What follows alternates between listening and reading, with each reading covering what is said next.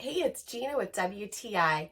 If you're throwing a party or any kind of celebration, the missing element that you absolutely need is this photo booth machine from NESON. Now you may be thinking, is this just a glorified ring light?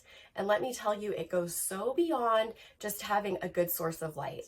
There are so many different light combinations that you can choose, either preset or you can download the app, and the possibilities are endless.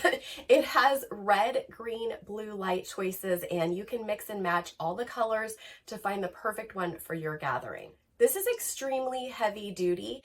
It's very solid metal, and I love that this gave me peace of mind to have it on the dance floor in front of our backdrop and know that no one was going to knock it over. Not only does light emanate from the ring area, but it also emits from the base as well. So you get like this whole experience.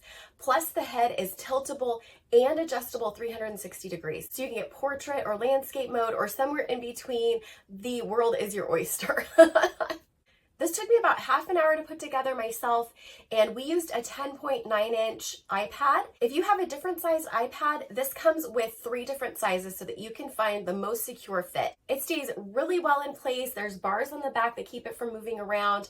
And again, this is made out of metal, so once the iPad's in place, it's not going anywhere.